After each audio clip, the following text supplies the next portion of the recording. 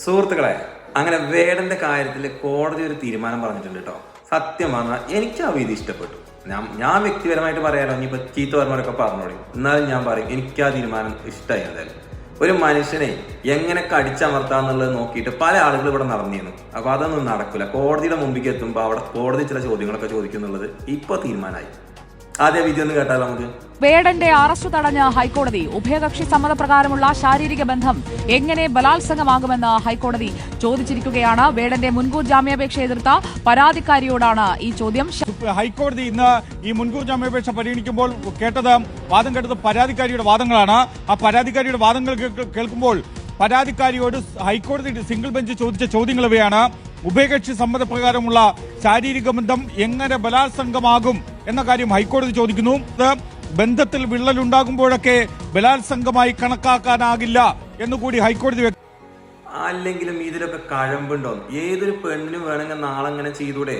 കുറച്ച് കാലം കൊണ്ടിടക്കുക, അല്ലെങ്കിൽ ഓന്റെ ഇഷ്ടത്തിന് സമ്മതത്തോട് കൂടിയിട്ട് ഉള്ള കാര്യങ്ങളൊക്കെ ചെയ്യുക. ശേഷം 3 വർഷമൊക്കെ കഴിഞ്ഞിട്ടാണ് ഇവക്ക് തോന്നുന്നത് പീഡനമായിരുന്നു എന്നൊക്കെ. ഇപ്പൊ കോടതിയിലുള്ളതും മനുഷ്യന്മാരനല്ലേ, അവർക്ക് അറിഞ്ഞൂടെ ഇപ്പൊ എന്താന്നുള്ളതൊക്കെ. ഇതൊക്കെ രാജകീയമായ കുപ്പായം അണിഞ്ഞിട്ടുള്ള ചില തമ്പ്രാക്കന്മാരുടെ കുത്തിത്തിരിപ്പ് തന്നെയാണ്. വെറുതെ ഒരാൾ പരാതി കൊടുത്തു, കൂട്ടത്തിൽ വീണ്ടും 2-3 ആൾക്കാർ പരാതി കൊടുക്കുക. പീഡിപ്പിച്ചു. വേടം നടന്ന് പീഡിപ്പിക്കാൻ നിൽക്കല്ലേ. വല്ലാത്തൊരു കഥ. മറുനാടന്മാരിലേക്ക് ആഘോഷിച്ചിട്ട് വേടനെ പിടിച്ചതേ വല്ല താലിബാൻ തീവ്രവാദികളെ പിടിച്ച പോലെയെന്നു. വേടനെ പിടിച്ചു, എന്തൊരു സന്തോഷമാണോ മറുനാടൻ മലയാളിക്കൊക്കെ. ഏതായാലും ഹൈക്കോടതി ഈ എടുത്തൊരു തീരുമാനം ഉണ്ടല്ലോ, അത് ആണുങ്ങൾക്ക് ബലം നൽകുന്ന ഒരു തീരുമാനം തന്നെയാണ്.